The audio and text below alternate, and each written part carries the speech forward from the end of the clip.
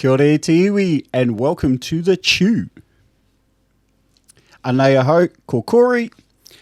Sorry, I'm doing an interview today by myself. Taika's not able to make it today. So, we're going to chew the fat with a special guest today. We have Jess Payne. Kia ora, Jess. Kia ora, Corey. So, Jess, most people in the region who already know Jess would know that she manages the team at the Frankton Library. Jess is also a landscape artist, a camping enthusiast, and a lover of all water sports as well as a fantasy geek, by her own words. So, welcome to the show, Jess. And I'd like to kick things off by asking you to just tell us where you were born and a little bit about your upbringing. Sure. Kia ora, Corey. Kia ora. So I was born in Sydney, Australia. You're an Aussie. I know. I pass for a Kiwi a lot. People don't know where I come from, so, that's a good thing. So I'm from Sydney, Australia, originally. I grew up in suburbia, sort of northwest, around like Ryde, Pennant Hills, or an area called Cherrybrook. So it was... Is Ryde the same as North Ryde? Yeah, okay. That area. Okay. North Ryde sort of area. Well, Cherrybrook's more like Pennant Hills, Hornsby way, if you know that area. I do. So, So I grew up around Cherrybrook. Went to Cherrybrook Primary School. Yeah. It was like in a little cul-de-sac, close to like the primary school. And we were, had a good little neighborhood there, which was pretty nice. We had like a swimming pool, playing in the street with my brother. Cool. How many siblings do you have? Just one, older brother, Lucas. He's 2 years older than me. Yeah, which is pretty cool.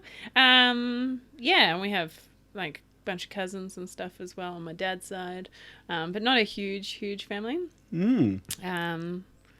So grew up there, pretty standard, sort of suburban. You just went Sydney. to the local primary school? Yeah, I went to the local primary school. It was very like diverse, multicultural school, like Sydney's got a really big like Asian population. Yep. So my school was very Asian, and that's like a big part of my like upbringing and stuff.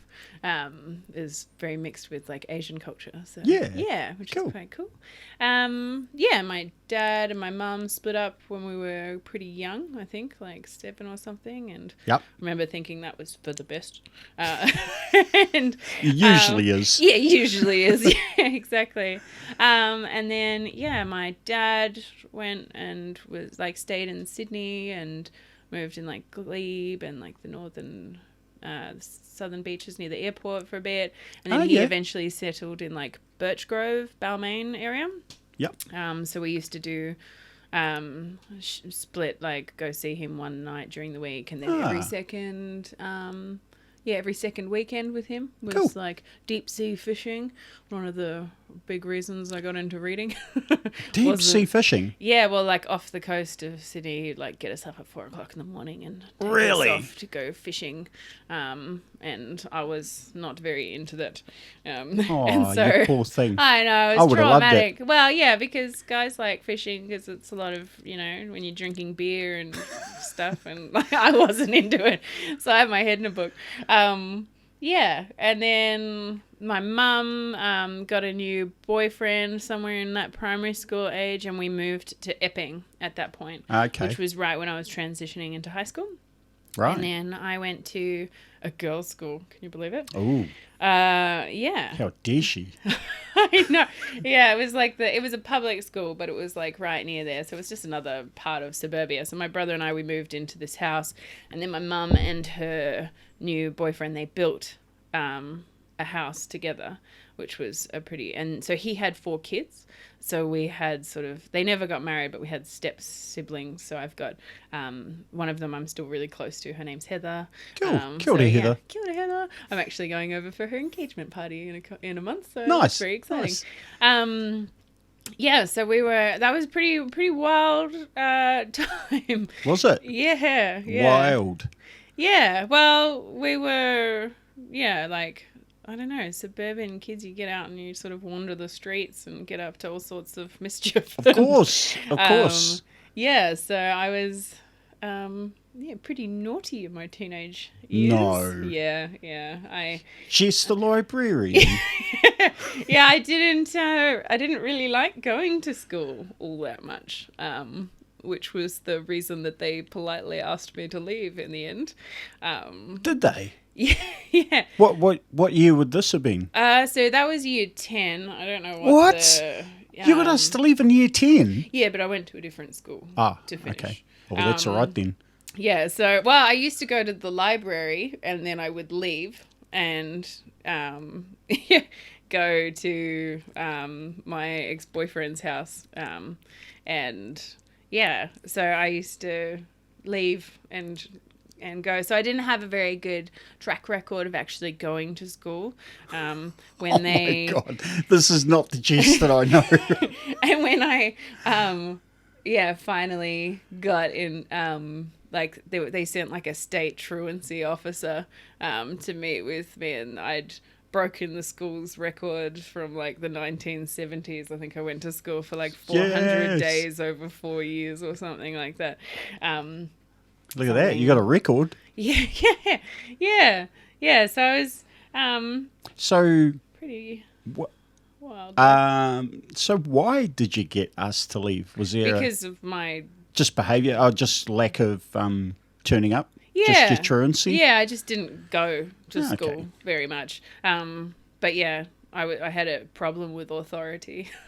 Like when I was in class, I was pretty difficult, I think. Like I remember some incident with one teacher who I was reading this book and I just said like, look, I'll sit here and shut up and read, or you can force me to participate in your class and I'll just be problematic for you. And they were like, you can read your book.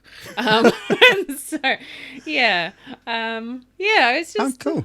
Yeah, so you really enjoyed reading back then, just not the whole school authority thing. Yeah, I don't know. I kind of got into reading, like, I wasn't a reader in primary school. Like, I wasn't an early reader or a very good reader or anything like that. I think I got into reading, oh, my dad's going to see this, when I was going to his house because I realized that if I had my head stuck in a book, I wasn't going to be asked to do things or where I would potentially get in trouble. So whenever I went to my dad's house, I would be like, had like a stack of books and I would just like read, and then that spilled off into my whole life. Cool. Yeah, so like high school was a mixture of like two extremes. Was like really naughty, getting up to all sorts of mischief, as lots of misspent youth teenagers do, but then also was like really nerdy and was into like anime and Dragon Ball Z. I was obsessed with Dragon Ball Z. Really? And that's so funny. Like Harry Potter, Lord of the Rings, was just churning through fantasy books, and like also like action. Okay. Like I really liked like 90s action movies and stuff like that. Like Van Damme was my favorite. Yeah, like, Van Damme. So all of those Arnie and Stallone. All of that. Yeah. And like also like really into like Kung Fu stuff as well. Like big fan of Bruce Lee and... Nice. So like... So I'll put you on the spot then. What was your favourite Bruce Lee movie? Fist of Fury. Oh, yeah. Fist of Fury. Yeah. That's a wicked movie. Yeah, I don't know many people that know that movie, actually. I used to go to the video store and get out like 10 weeklies, and I really like, and I still watch a lot of like world languages stuff. Like I like international films and TV series and stuff. So cool. yeah. Nice. I liked me some Bruce Lee stuff. Bruce Lee. Oh, he was fantastic. Oh, he was the man. Yeah. So at some point... you decided to go to university? Yeah, so I got politely asked to leave from the high school, and then I went to this school that my brother and a bunch of other friends who were all up to no good and in trouble and didn't finish their schools. It was like a TAFE / school, which ended up being like, I think they made a TV show about it at one point. Yeah, it was like Bradfield Senior College, and they made a TV show about it because it was quite rough. It was like a mixture of dropouts and delinquents, and then also like people who had to go to a different kind of school because of they were really awesome or something like that. So like there were a couple of like performing arts people. Anyway, right. So I ended up at that school where they had no uniform and they didn't make you go to school. Like there was a web page, like an intranet that you could monitor your attendance with. So mine was at like 52% when I finished high school. I remember I still had problems going to school even at that one. But yeah, I also remember going to their library. And then at some point I went, I was doing ancient history and I really got into ancient history, and I was reading this fantasy series about this student who was doing like taekwondo and like studying ancient history, and I was like, well, ancient history and like mythology and Greeks and legends, that's just like the fantasy books that I read. You can study that. And then I wanted to go to university. Right. And so I like in my last year I like suddenly cared and decided that I wanted to do that and started really trying, whereas before I hadn't been trying at all with school. Like I don't know how I managed to pass with my lack of attendance. But yeah, so that's when I decided... But you came right? You're a late bloomer then? Yeah. Like I did all right. Like I finished school. I've had the skin of my teeth.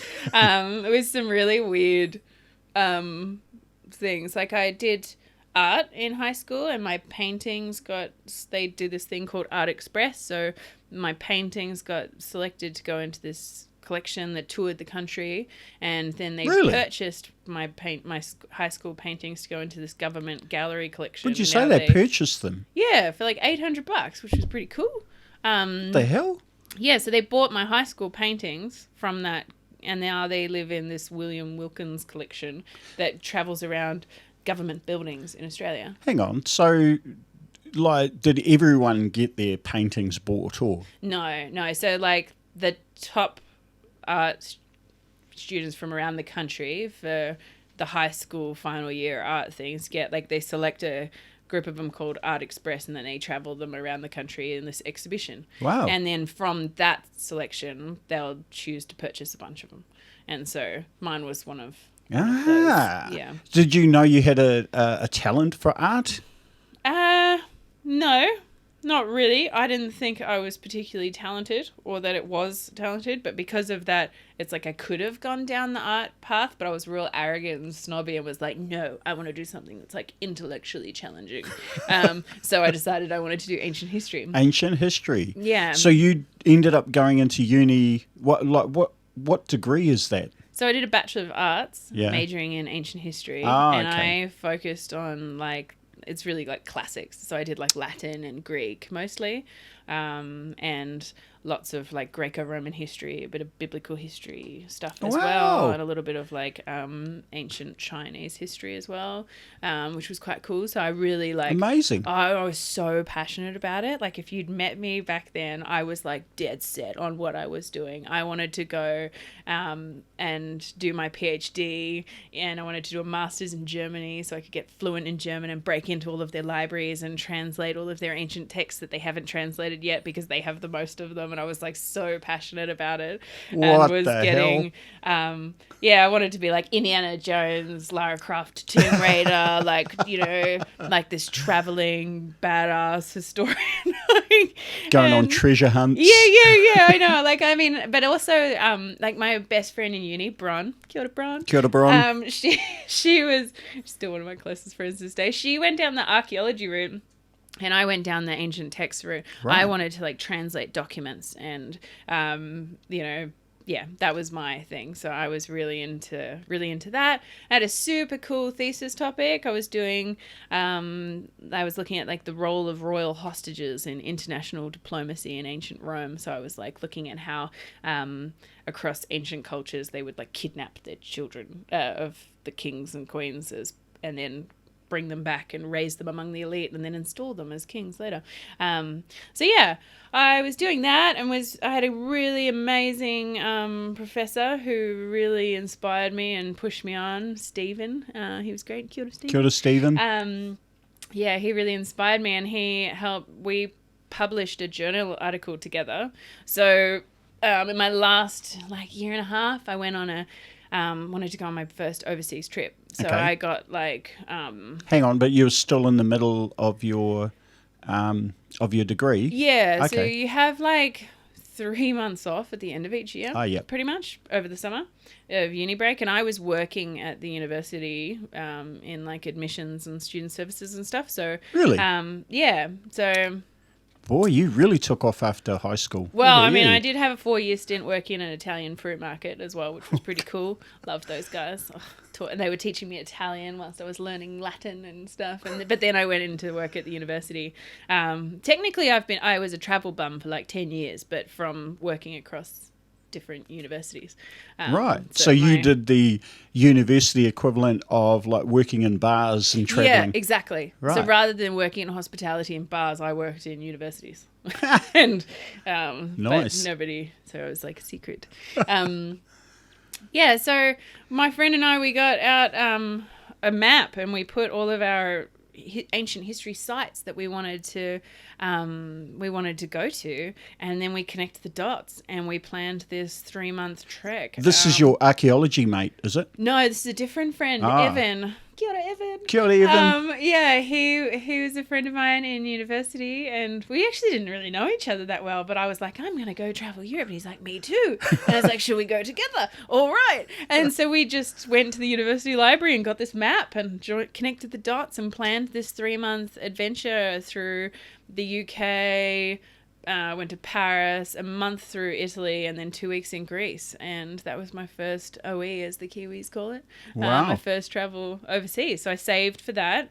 And then I came back 2 weeks late for my start of semester. Ah, right. And I was going into my honours year. So I'd finished my degree, but I was going into like my thesis year. And in the hostel in London, I was finishing off that journal article that I published with that professor. And then when I got back, that article got accepted into like a journal publication, and then we got accepted to present it at the Society of Biblical Literature. Really? Holy crap! So the university gave me $1,500 to go present at this conference in Atlanta, Georgia, and I was crapping myself. I thought I was going to get shot because I was presenting on African American hermeneutics, which is a super random, obscure topic, on this panel with these African American professors from like Berkeley and like the University of California and all these big, and I'm this like 21-year-old blonde upstart from Sydney who knew nothing. But yeah, that awesome professor was trying to get me my PhD scholarship. And yeah, so I went and did that, and then I wanted to travel because I had the travel bug after my 3 months in Europe, and so I thought, I'll go get a job in Canada and work at a ski resort for the winter, and I'll just quit partway through. Hang on, so why skiing? Had you already skied at this point, or it was just something you randomly decided to do? It was sort of something I randomly decided to do. Like, I'd been skiing maybe once or twice, and I didn't really like it that much, but I had a good friend. Why not go to Canada and ski then? Well, yeah, it was going to be that time that I was like 21 and I went to Canada and I traveled and snowboarding. It was just like an easy trip because I couldn't afford to travel because I'd just done it. Like, it took me years to save for my Europe trip and I didn't have any money. So, but I had a flight being to North America because of the university. So, right. So yeah, and I had a friend who'd worked at a ski resort called Panorama. And so he and I were just sitting at the pub one night and decided to go, and we got jobs. And so I went from this conference in Atlanta and I flew up and met this American girl who I'd met in Ireland in a hostel and stayed with her for a bit and explored DC. And then I went up to Canada and went to this tiny little mountain village in the middle of nowhere. And I worked. So whereabouts in Canada was it? So Panorama is like an hour from Banff. So it's like... I didn't know why I'm asking. I've never been to Canada. On the BC-Alberta border. Like, it was pretty picturesque. Amazing spot, like proper Canadian winter. Right. And so I did a winter there where I met my ex-boyfriend, who was my roommate in the flat on the ski resort. Oh, funny. Yeah, so I was in the middle of my honours thesis. And this is where I got a little bit cocky. So, well... yeah, not the only time in my life, but definitely that's one of the more memorable occasions. So I was like, I came back 2 weeks late to the start of the semester from Europe. And so I thought I could come back 5 weeks late from the start of my semester, which was difficult. So whilst everybody else was at home researching their honours thesis, I was snowboarding and partying in Canada. And, you know, and I had this like wicked high resolution tablet that I was transcribing and translating from the Museum of Jerusalem or something that had been sent specially for me for my honours thesis and stuff. And anyway, so I got back to Australia and I was less interested in my studies. I was in love and I wanted to travel and I was trying to like get into my thesis and I was so far behind. Like I hadn't done all of the research. Like I had a wicked topic, that topic I was saying about but I hadn't done like the reading that you needed to do to find all of the examples in the ancient text to be your evidence. So yeah, I was faced with like a huge crisis and it was like my whole identity was tied up in this, you know, I wanted to be this traveling historian and suddenly I wasn't motivated and I was struggling. Yeah. And so I just took it as a sign and decided to withdraw from the honours thesis. And I was like, I can always pick up this, this thing. So I had 11,000 words of a 20,000 word thesis completed. And no way. And my professors was like devastated because I was being prepped for these scholarships and they were trying to help me do this dream and I wasn't dreaming it anymore. I just wanted to bugger off back to Canada. So I did. So I buggered off back to Canada. So I withdrew from my studies. I finished my degree, but I just didn't do the honours last little bit. And I went back and did a second season in Canada, and which was interesting as well because I wasn't really that into snowboarding. In the second season, I didn't snowboard heaps. I was like, I'll do a little bit of painting, I read some books, but I love the mountains and I love the snow and I love the environment. And so I did another season and then I moved to Vancouver with my ex, and he was finishing his carpentry thing, and I worked at the University of British Columbia in this engineering department, like I said, traveling like a...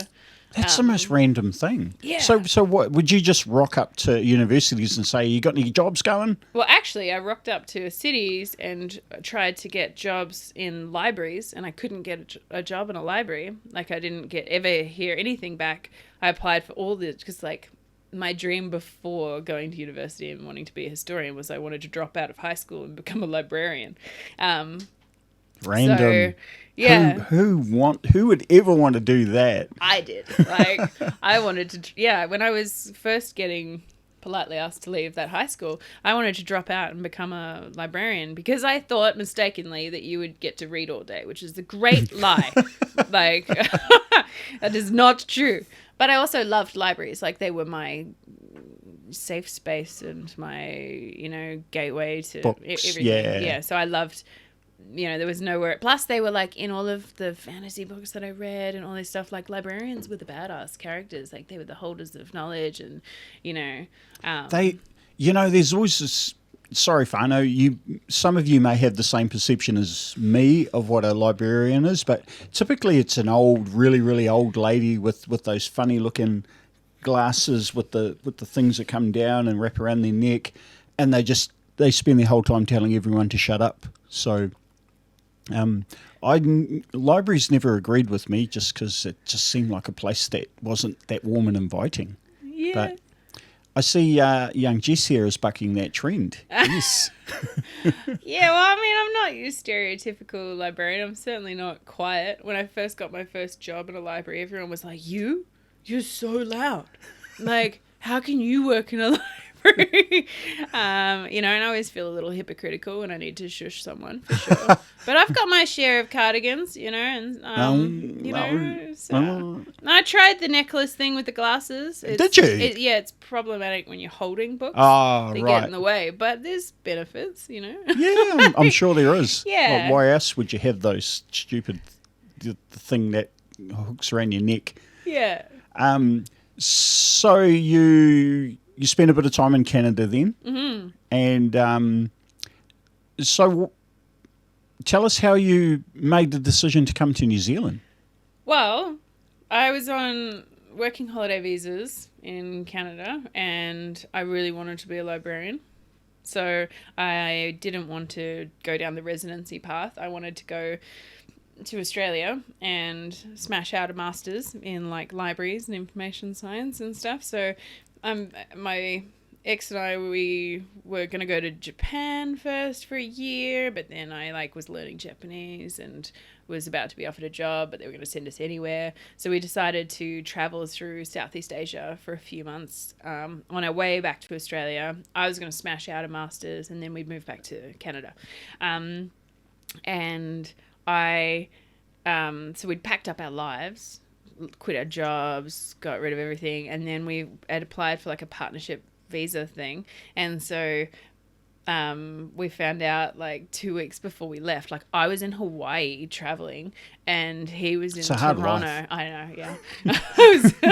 I was having a trip with my mum in Hawaii because it was like part way. And we found out that it was going to take like 6 to 8 months processing time. So 12 to 15 months instead of the 6 to 8 months processing time for his visa. And we were like, well, crap, we don't have that much money to travel on for that long. He is Canadian. He's Canadian. Yeah. He was Canadian. Is Canadian. And so we didn't have enough money. So we're like, well, we got to go somewhere for work and live for a bit. And we'd talked about New Zealand. I'd always wanted to go to New Zealand because I was a massive Lord of the Rings nerd and I really wanted to always wanted to go to Middle Earth. And it's real common for the ski bums to go back and forth. So we were part of the ski community. Yeah. So, we decided we'd just go do a year in New Zealand on the way. And I never left. Yes. And they had me. So, we traveled through Southeast Asia for a few months. And then we had some friends from Canada from that ski season who lived in Queenstown. And it's the ski town, right? So we were like, he wanted to do a winter season, but I was a bit over the winter season. Like I ticked that box, wasn't super keen. So I went to Christchurch, worked at this Antarctic Research Centre for a couple of months, which was super cool. Made some great friends here. And they were trying to get me to stay by this like lady who was trying to get me like a... the wind has blown me in a different direction. So I came down to Queenstown and I got like this 6 months contract with ORC, working in their office there. And here in Queenstown. Yeah. Right. Yeah, I didn't know that. And one other guy who sadly passed away whilst I was working there. He had cancer treatment that just went down. He was a really amazing man. A lot of people, locals who know him. Colin Walker, Kia ora Colin, he was awesome. Kia ora Colin. He was really special. So I worked there, and that's when I was waiting to hear back from all the master's programs. And I took the librarian at the time in Queenstown out for coffee to pick her brain on libraries and what it was like to work in libraries. Yeah. Who was that? Rosemary Morgan. Yeah. And then she messaged me after that and was like, hey, we've got a full-time job going, but I have honesty issues, as you know. I can't tell. I struggle with not telling the truth. Anyway, so I applied for the job, but I could only commit to like 3 months because I was going to go to Australia and do the masters. Yeah, the masters stuff. So I didn't get that job because of my honesty issues. And then like 2 weeks later, my ex and I split up, and then another job came up, and I was like, well, my whole plans have just sort of changed a bit. I wasn't really keen on going to Australia. I didn't want to go back to Australia to do a master's. That was just a quick trip to get qualified. I was going to start as a shelver to get my foot in the door in libraries, and here was an opportunity for me to work in a library. So I saw the sense in working in a library for a year. I committed to a year, seeing what the whole business was about, and then go from there. So I started working at Queenstown Library, and that's where I started my library career. And then how long after that did you move out to Frankton? Well, I went to Wellington in between there. Oh, did you? Yeah, so I worked Were you sorry to interrupt, but when you went to Queenstown Library, were you paid by QLDC or New Zealand Libraries? Yeah, QLDC. QLDC? Yeah. Okay. Yeah. So I really wanted to learn more about libraries. But Queenstown Library was in a bit of transition sort of upheaval period at the time. Mm-hmm. And there wasn't an opportunity for an enthusiastic young librarian like myself to really learn much at the time, or at least I didn't feel that way. So, and I think part of me didn't want to just be that girl who stayed or whatever. Anyway, so I felt drawn to move to Wellington. So I moved to Wellington, and I was there for like 2 years, and I got a job up working as an academic advisor at Massey, and Massey University. Massey University. There you go again. Well, yeah, back in another university, right? Because it's easy to get a job in a university because I'd worked in so many universities. Right. I've worked in, I think at one point I said in an interview, I've worked in like 4 different universities in 3 different countries and like 7 different departments or something. I worked in a lot of universities. I know their systems relatively well. And it transferable skills into libraries for sure. Yep. And yeah, and so I went up and got a little 3-month fixed term contract there, and then I got a job as a specialist at Wellington City Libraries, which was super, super cool. Like really like the ideal library job for me. I got to just promote libraries to people and investigate ways to do cool library things, like partner with different community groups and do all sorts of fun stuff. Like I remember coming back from a trip and I had an email like, hey Jess, what do you think about having this like giant paper mache monster in the entrance of the library, and then we'll have like a big like midwinter parade out to the Wellington waterfront and set it on fire, and people put their like hopes and dreams on and things they want to release or stuff they want to do, and I was like, sounds cool, let's do it. And so I was the person who got to organize that sort of thing, and go out and give talks on libraries and come up with cool events. And yeah, it was awesome. I had a great time in Wellington. I made some amazing friends, and so how did you end up at the Frankton Library? Well, Frankton, Queenstown, whānau, in case you're not familiar with Frankton. Yeah. Well, so I was working in Wellington, and I was sort of having my fill. Like, I'd decided libraries were definitely for me, but I wasn't 100% set on doing the master's qualification because it's not a very well paid job. And so I was thinking, what do I want to go next? And part of me always, like, I loved Queenstown. I loved that, like, mountain camping, outdoors, lakes, mountains, for, forests sort of stuff. And like I'd really thrashed the all of the stuff near Wellington. I knew Wellington wasn't where I wanted to stay, and I'd always had this sort of pipe dream of moving to Alaska and the Yukon. And so I was like, well, now's the time, Jess Payne. I'd love to go there. To go there. You're a free spirit. There's nothing holding you back. Off you go. And so I started applying for jobs in the Yukon and Alaska, like library jobs. Did you? Yeah. I actually got a rejection letter physically posted from Sitka, Alaska for an adult services library. Like, they posted me a letter to tell me I didn't get the job. Yeah, and I remember going to that. Oh, this is such a funny story. My mum was like, Debbie, when I told her I'd applied for these jobs, she's like, that's just great. That's just fucking great. You're going to move to Alaska and some mountain man's going to pick you like a fucking wildflower. And like, it was just like, anyway, I did move to Alaska, so that was all fine. Yeah, so funny though. But you were applying at the same time and everywhere. Well, no, just there. But I was talking to a friend of mine down here and said, like, look, listen, relax. She's like, you're never coming back. Because I was like, I could move back to Queenstown at some point. I could see myself living there. It's got everything I like and need. I was like, look, the right job is going to come up at the right place at the right time. And then 2 weeks later, I got like an email saying that they were opening a new library in Frankton from the district librarian. And she was like, hey, you should apply for the team leader job, which I never would have applied to at all. So I just randomly applied for it. And then here I am. Wow. Yep. Just like that. That was like 3 years ago. Yeah. Wow. Yeah. Feels like just yesterday. So the library had been open for 6 weeks. Yeah. When I got there. It had been open. Bright-eyed and bushy-tailed. Yeah, right. No clue what I was getting myself into. I thought it was going to be great. It is great. It has been great.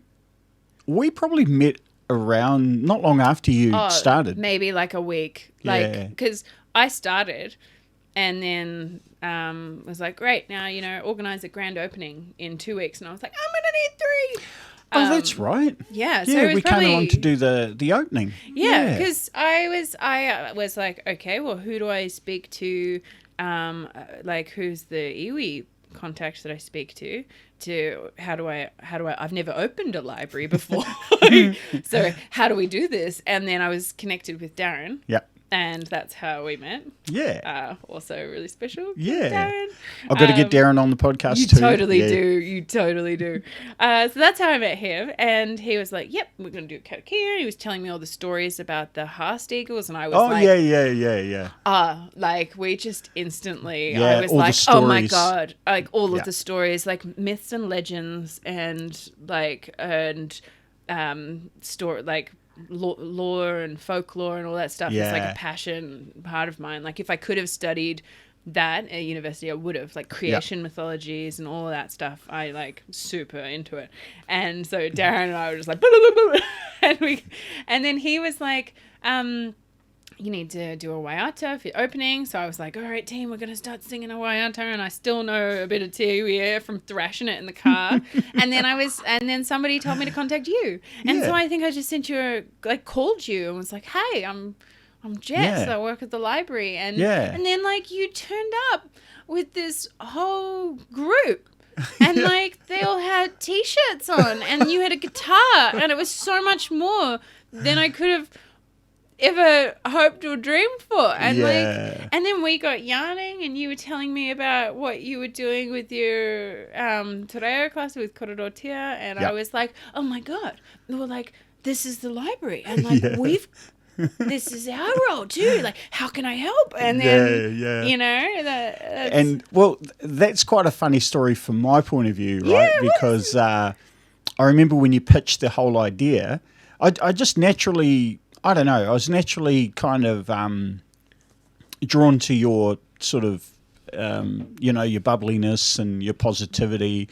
So that was a natural kind of thing. I'm like, well, this chick is really kind of, she's really fun and easy to talk to and like full of positivity. And but I had a blocker with the whole library thing because I'm old school. And a library to me was a very, very different thing, and it was not a place that I ever wanted to go to. Mainly because let's be honest, Whānau, we've all had overdue library books. It's become a source of sort of shame for me that I've got these library books from back in the 70s that I still haven't returned. So I just avoided the places, because I don't know, it just didn't feel very welcoming for me when I was younger.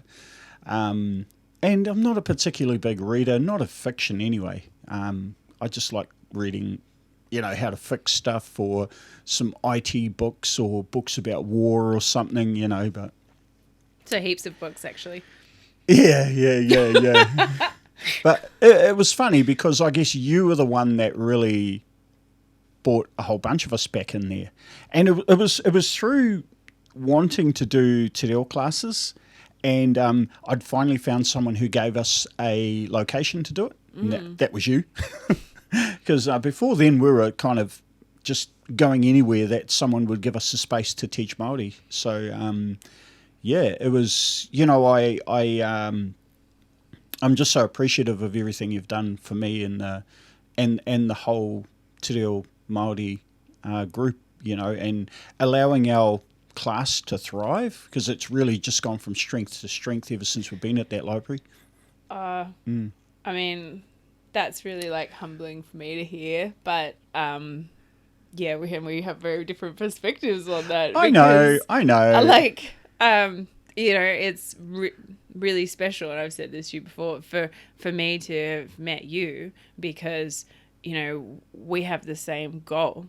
Like personally, like I told you about Jamie, who was my flatmate in Wellington, and I went to a librarian conference, and because I didn't know anything, I'm Australian, like anything, and I was at this talk about this woman about te reo and the role that libraries have to play, and I was like, wow, I've got a lot to do here, in my role. And then I came back and I saw Jamie, and I was like, Jamie, teach me everything. And he and he was like, all right, girl, I'm going to start correcting your today and stuff. And so, he just like opened up the doors to me and was like, and I think that we've talked about there being like a lot of fear around learning. And he was totally. just like, no, you're just like, I'm just going to teach you. And that was awesome. And then I met you and Darren, and I've had this exact same experience. And so, really the three of you and have taught me so much. And I'm just like, haven't even begun my journey, I feel. But, when I came across you and found out what you're doing, like it's literally our mission and our purpose to support our community, and like that space is for that. And so to be able to provide like a space and resources and connection, like it was a match made in heaven. Like, well, that was a shift in thinking for me, because I never once thought of libraries as a place to do community engagement. For me, a library is just a place where nerds would go to read books. I mean, they're there too. Yeah, they're there too. Yeah. But that it's for everyone. And like that.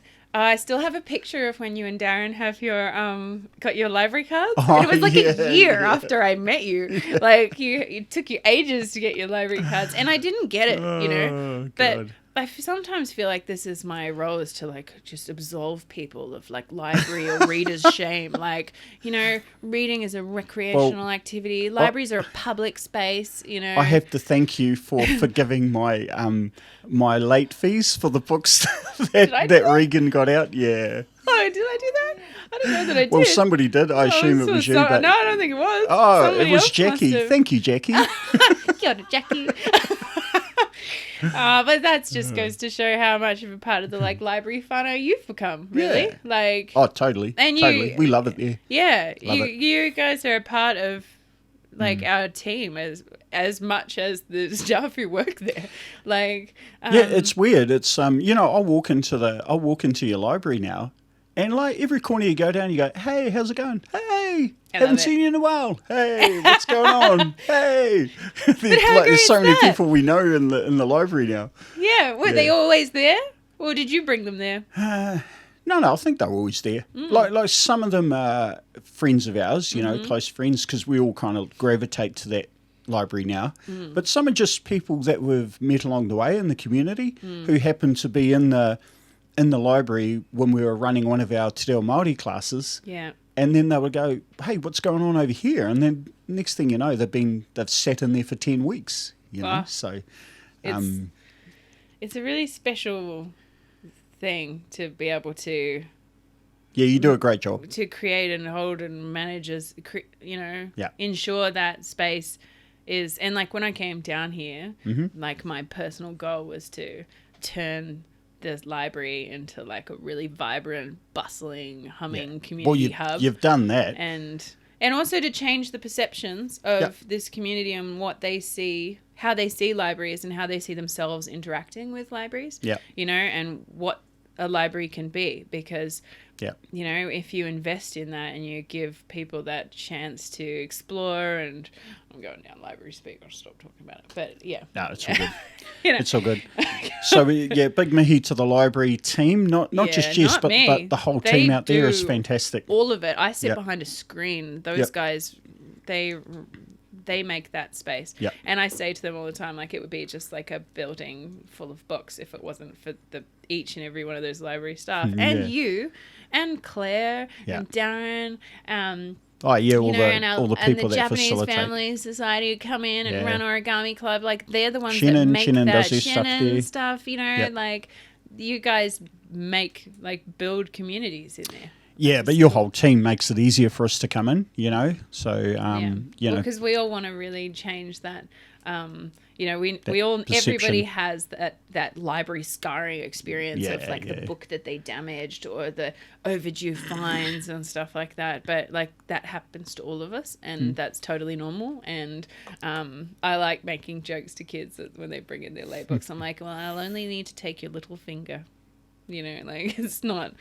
We've stopped cutting off your right hand for overdue library books. Like, well, you guys do a fantastic job. Thank you. A big Joe son to Jackie. Yeah, Jackie. And big thanks to Natasha as well. She does massive help for me with the Kōrero Te Reo classes as well. So, yeah, big shout out to her. And, of course, Alice. We've got to get you on, Alice. Yeah. She's great. She's amazing, Alice. Yeah, they're an incredible team. Great team. So we're going to move along a little bit. And I'd like to talk about your painting. Oh, yeah? Or your art, your landscape artwork. Thanks. So what inspired you into that? Well, I mean, I did those paintings in high school. And I liked it. And then when I was in Canada... You got paid for it? I did get paid for it. Yeah. And in the second season when I was working in the general store, there was this like older dude, this like old Canadian artist. He used to watch the shop for me when I'd like duck out for a cigarette, and he gave me some paints, and this lovely lady at that ski resort, Trisha, she gave me some paints, and I started painting a little bit, and then I painted occasionally when I was in Vancouver, and then when I moved down to Queenstown, I just sort of did like a painting here and there. Like it was sort of like once a year or once every 6 months, I'd just sit down and paint for like a full day and do some paintings, and really liked it. And then when I moved up to Wellington, it's such a like arty community. Oh, yeah, so and I was like, I'm not very arty, and I didn't feel like I fit in the arty community of Wellington. And of course you are, Jess. I've seen your paintings. Actually, here's one right here. Look at that. Isn't that fantastic? Where? How are you doing this? Yeah. So then I started watching. Found Bob Ross on Netflix in Wellington, and I started watching heaps of Bob Ross, and I was like, "This guy's awesome!" Like I just loved him. Like I think I must have been a bit stressed out as well to find that show quite relaxing. But yeah, I really got into Bob Ross, and then because like the weather's so foul, I'm a real weather determined person. When it's nice, I want to be out doing stuff, camping and hiking and swimming and all that. And if it's rainy, books and movies and painting. So like I have both sides of me, and so I started painting there and just started doing more of it. And then when I moved down here, I was like, I want to like carve more time. Like last year, I really carved out more time by not buying a season pass, and decided to sort of put more effort in there, because part of my adjusted dream life is to be like part-time librarian, part-time like, hot artist. So I'd love to like one day be able to do like commissions for people. Really? Yeah. Great idea. Yeah, but like I love doing like I'm not like I don't just paint from my mind. I like to paint photographs, and in a lot of ways it's like a exercise in like perfectionism for me, or like an outlet for that. Yep. I like to try and, it's sort of like impressionist style, but also like realistic. Like I like it to look exactly like the photograph of what I'm trying to paint. And so I'd love to have like people give me, and this is what I've been doing the last few years, is like friends and family will give me a photograph of like a place or a memory or something, and then I'll paint that for them. So yeah, speaking of painting photos, I know I've got to find a decent picture. Or maybe I'm just meant to paint the one that you sent me. I think so. I think so too. I've got it the canvas. Why don't we just do that? Yeah, we'll do that. Okay. Yeah. There we go. We've solved that. Much to my protestations, Jess has offered to paint a picture for me of my marae from back where I come from on the east coast, Waipiro Bay. So I've reluctantly said, okay. Oh, okay. All right then. Yeah, well, I would really like to, do that for you. Like, thanks. Yeah. Like awesome. But I like that, doing stuff that, like painting something for someone, like that is, a picture that they have, and then I can take my creative license with that. But like, I don't ever really want it to be a, full-time job or anything. Yeah. It's just a sort of just a passion that you do. Yeah. And I love it. Like, I just really enjoy putting some music on and painting when it's cold or rainy, and So you touched on some of the traveling that you've done, and I kind of sort of can piece together that a lot of the travel that you do may be related to some of the painting that you like to do and some of the reading that you like to do.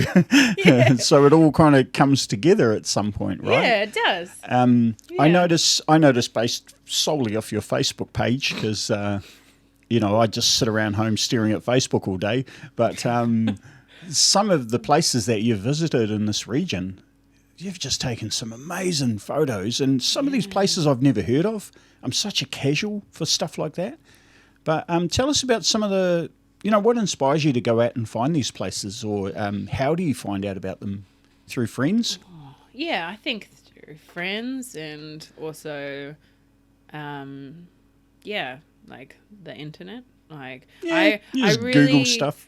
Yeah, like I used to use Pinterest to make my travel. Like, I'm a real visual person. Like, I love landscapes, like epic, beautiful, like mountains, lakes, forests. I'm not a big ocean person, which is weird. Like, there's this fantasy book that I read as a kid that I think sums me up quite well, where it's like this.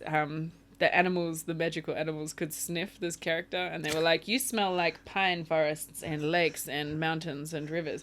If a magical animal were to smell my soul, that's what it would smell like.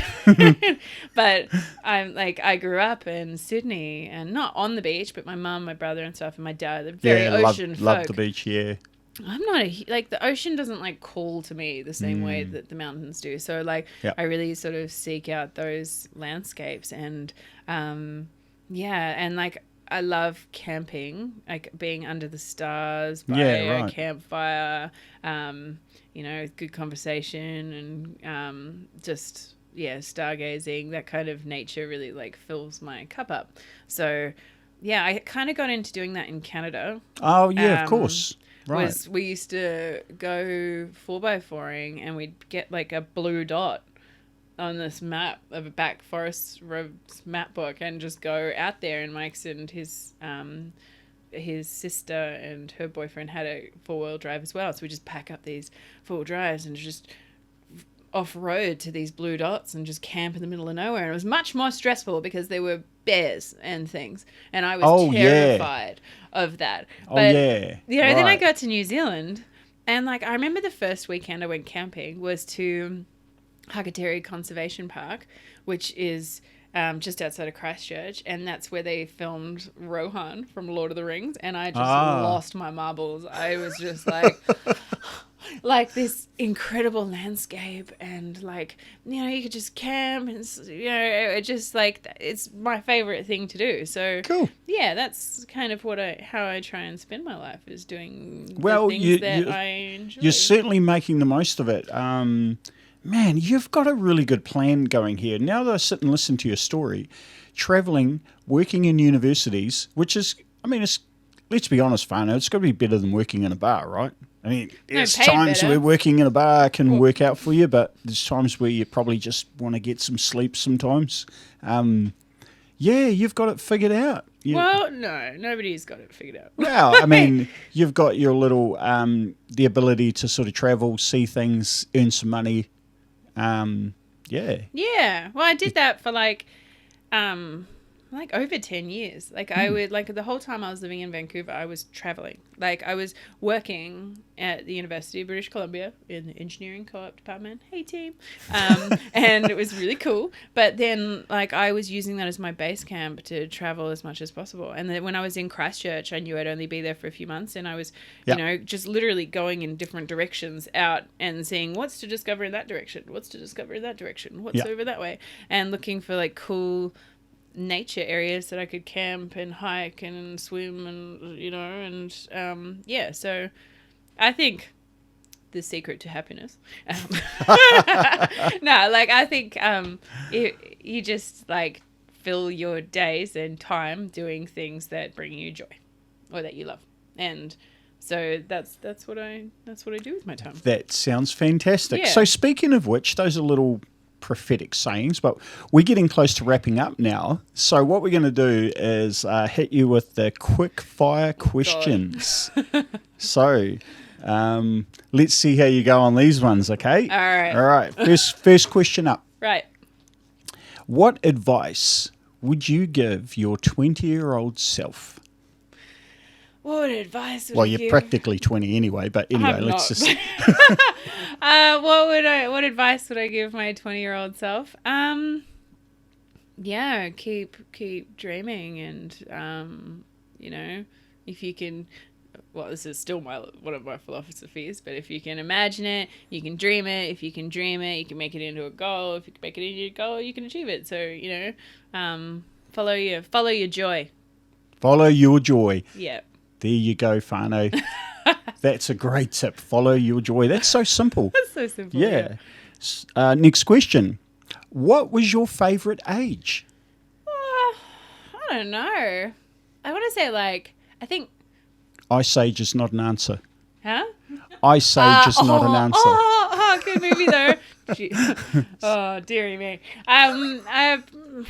Maybe, I'd 21 or 28. Ooh. I think 28's a good year because you're still in your 20s and hanging on, clinging on to your 20s. Yeah, but your 30s aren't too. You're a mature. A mature 20-year-old. A mature 20 or something. So yeah, I think that's a good age. 28. Yeah, 28. Yeah, 28. Yeah, big changes happen around then. You you're coming out of that immature funk. Well, it is for a guy. I don't know about girls, but you sort of come out of that funk and you start acting like a responsible adult at some point. Yeah. Or maybe you never happens. Yeah. So, next question. What 3 people would you invite to dinner? Oh, 3 people that I invite to dinner. Well, Bob Ross. Bob Ross, of course. Yeah. Good old Bob. Yeah, Bob Ross, I reckon. I think just jumping into my mind is my old university professor, Stephen. Yeah. Nice. But I'm going back to Australia soon, so I'm just going to message him to go for dinner. Cool. And I don't know. Maybe... Yeah, I don't know who the third one would be. Maybe I want to say something stereotypical, but Michelle Obama or something like that. Michelle Obama. Yeah. Whoa, wow. She's pretty cool. Yeah, she would be kind of cool. Yeah, I think she. I don't think she's as serious as they portray themselves on TV. She'd be quite fun, actually. Yeah. I think we had this answer a little bit earlier from you, but what mantra or whakatauki, and as we say in Māori, do you live by? Well, this is a little embarrassing, but the wise words of Fred Durst from the band, yeah, Limp Bizkit, yeah, Limp Bizkit, yeah. Yeah. I don't know why this really stuck with me, but it's from the Mission Impossible soundtrack song that he did. But life is a lesson, you learn it when you're through. That's fully my. Life is a lesson. You learn it when you're through. When you're through. Ooh. Yeah. That's a bit heavy. Well, yeah. I mean, it's kind of. I thought you were going to say, keep rolling. What? No. I like life is a lesson. You learn it when you're through. Because, I mean, it is. And I think everything is a lesson, or there's something to learn. So. Nice. Yeah, that's my way of... And so the last... Who knew he was so wise? Yeah. And the last question, what are Jess's hopes for the future? Oh, yeah, I don't really know at the moment. I'm kind of living my dream life, which is really, really lucky. So, yeah, I think I'm just going to keep following my joy until... Keep rolling. Yeah, we'll see what happens. But yeah, I'm living my best life here. Living your best life in Queenstown, New Zealand. Yeah. The Aussie girls cracking it in New Zealand. Yeah, something like that. Yeah. Oh well, that is pretty much it. So look, I really appreciate you giving some time today to come out and have a bit of a chat. It's good to see you, to catch up. In these times of COVID, we don't get to see each other as often. No, miss you in the library. Yeah, but really appreciate your time today. Amazing story. Interesting dynamic between being naughty and being a nerd at the same time. That's a bit different, that story. But yeah, thanks for coming along. If there's any questions out there, whānau, if you've got any questions of Jess and you want to ask anything about what we may have discussed, chuck a comment down below. If you like the page, like it and subscribe if you can too. So yeah, that wraps up everything for today. Thank you so much, Jess. Any final words? Thank you. No, I'm just happy to see your podcast dream coming true. It's, me too. You're killing it. Love it. Yeah, cool. Thanks for having me. Excellent. Oh well, without further ado, we'll see you next time on the next episode. Mā te wā.